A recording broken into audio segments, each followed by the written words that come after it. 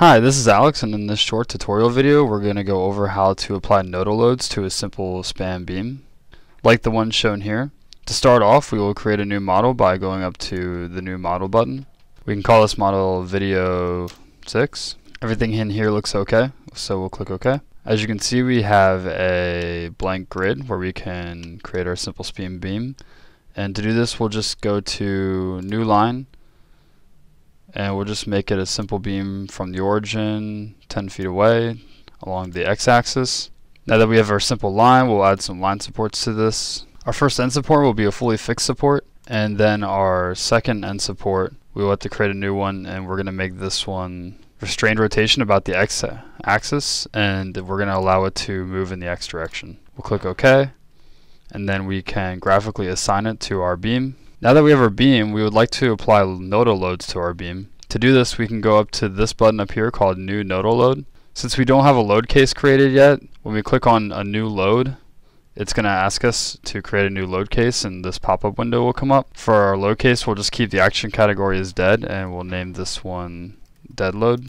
The self weight is activated, and that's okay. We'll click OK. Now our new nodal load box pops up. And as you can see, you can pick which way you want your point force to go, either the X, Y, or Z direction for your point force. And on the right side, you can create a moment and pick which axis you want this moment to rotate about. For now, we'll have a -3 kip force in the Z direction, and we can also apply a rotational moment about the y-axis, and this will be, we can make this one 3 kip feet. In the bottom right hand corner of this window is a graphic area that shows you the loads that you are about to apply to whatever node you're going to graphically select. Once you hit OK in this window, you will see that your cursor has an icon next to it. This means that you can apply these loads to any node you would like.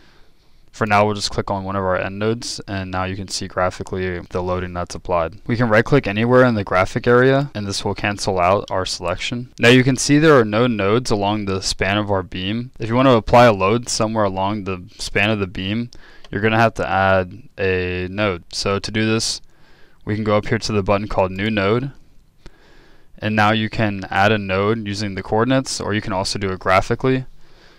Right now we'll do it graphically, and you can see that when selecting, your cursor will snap to the exact midpoint of the beam, which is 5 feet. We'll left click, and then we'll right click anywhere in the window, and now you can see that we have a node in the middle of our span. With this node here, we can go up to our new nodal load button. We already have our load set. We can also change any of the loads if we would like, or add a load, or decrease or increase the load. We can click OK, and now we can click on the node that's in the span of our beam and apply the loads that we want to. We'll right click anywhere in the graphical area to cancel out the tool. And now I'd like to show you how to add nodes to multiple points on the beam instead of just the midpoint. We'll delete our loads, and we can also, by highlighting the node from left to right, select it without selecting the beam and hit delete. To add multiple nodes to the beam easily, we can go to the line, right click, and click on divide line, and we can do this graphically.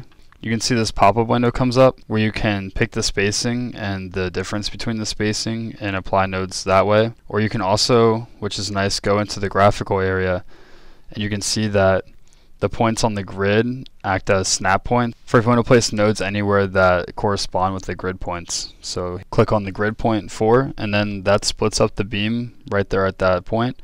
And we can also keep splitting up the beam at these grid points. We click divide and we click exit, and now you can see that our beam has been split up at these grid points that it is connected to. We can then go to our new nodal load button and click OK, and then we can click on our nodes and add our nodal loads to them very easily. As you can see, our member was divided up into separate members. We can easily get rid of these loads by clicking Ctrl Z and get rid of our nodes. And now our line is back to just being one single line with no divisions. You can also right click on the line and divide the line by n intermediate nodes. So now you can pick how many nodes you would like to divide the line by. We'll keep it as 1, and we'll click OK. And now you can see that it equally divides the line up with one node in the middle. Now if we would like to divide the line by the first quarter of the line, we can right click on the line, select divide line, and go to distance. The first thing we would like to choose is type of division. We're going to divide the line by new intermediate nodes. You can also place a node without dividing a line if you'd like. We're going to do this using the true member length of 10 feet. You can see how this works up in this graphic area. And then we want the node to be placed 25% of the member length away from the start of the line, which is 75% of the member length away from the end of the line. And you can see that automatically adjust over here. So we'll click OK. And now we have a node that's 2.5 feet away from the beginning of the line. And we can apply our nodal loads by clicking new nodal load, clicking OK, and clicking on the node. Now we would like to run our results. Right now there's no cross-section or material set to our line, so we're going to select both of our line segments, double click on them, and then edit line box will come up. Up here in the member tab, we want to click member available. We can then go to our cross-section library and select which cross-section we would like to apply. We'll just apply a W30 by 90, click OK. And as you can see, our material is set to steel A992.